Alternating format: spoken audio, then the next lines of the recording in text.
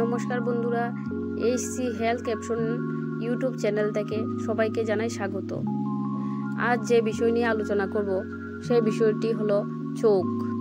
সেই প্রসঙ্গে প্রশ্নটি হলো, চোখের জ্যোতি বাড়াতে এই 5টি আয়ুর্বেদিক টুটকা জানতে হলে ভিডিওটি সম্পূর্ণ স্কিপ না করে দেখতে থাকুন।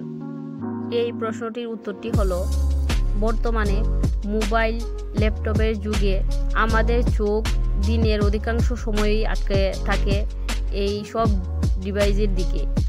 এই অভ্যাস চোখের উপর যথেষ্ট প্রভাব ফেলে। এর পাশাপাশি বিভিন্ন শারীরিক সমস্যা, অ্যালার্জির মতো বিপদ তো রয়েইছে।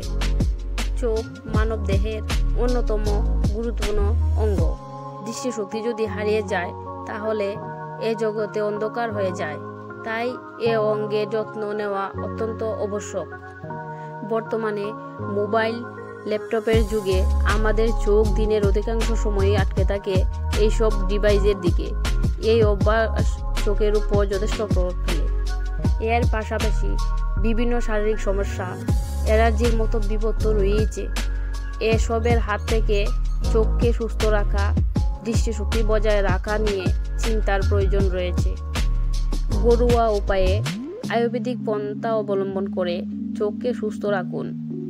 নেত্র আয়ুর্বেদ আই স্পেশালিস্ট ক্লিনিকের এক চিকিৎসক এ বিষয় নিয়ে আলোচনা করেছেন। চোখ সাধারণত রোগের জন্য বেশি ঝুঁকিপূর্ণ।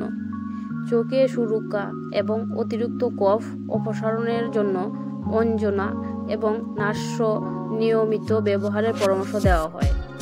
দৃষ্টিশক্তি ঠিক রাখতে পায়ের পাতায় ম্যাসাজ ভালো কাজ দেয়। আয়ুর্বেদের ভাষায় একে পদভঙ্গ বলে। চোখ ভালো রাখতে ব্যালেন্স ডায়েট খুবই গুরুত্বপূর্ণ। Vitamin A, C, E, B দৃষ্টিশক্তি ভালো রাখতে সাহায্য করে। এই সব ভিটামিন সমৃদ্ধ খাবার খান চোখকে ভালো রাখতে। অতীতে দৃষ্টিশক্তি বাড়াতে ত্রিফলা ব্যবহার করা হতো। চোখের বিভিন্ন সমস্যার সমাধান ত্রিফলা দারুণ কাজে দেয়। ত্রাতক হলো এক ধরনের আয়ুর্বেদিক অনুশীলন। দৃষ্টিশক্তি প্রখর করতে তা করা হয়। ঘিয়ের প্রদীপ জ্বালিয়ে একটি নির্দিষ্ট দূরত্ব থেকে একভাবে প্রদীপের শিখার দিকে তাকিয়ে থাকুন। তা আপনার চোখকে ভালো রাখার পাশাপাশি দৃষ্টিশক্তি বাড়াতে সাহায্য করবে। ভিডিওটি আলোচনা আজ এখানেই শেষ করলাম। পরবর্তী ভিডিও দেখার জন্য চ্যানেলটি সাবস্ক্রাইব করে রাখুন এবং ভিডিওটি দেখে আপনি যদি উপকৃত হন আপনার মতামত কমেন্ট বক্সে জানান।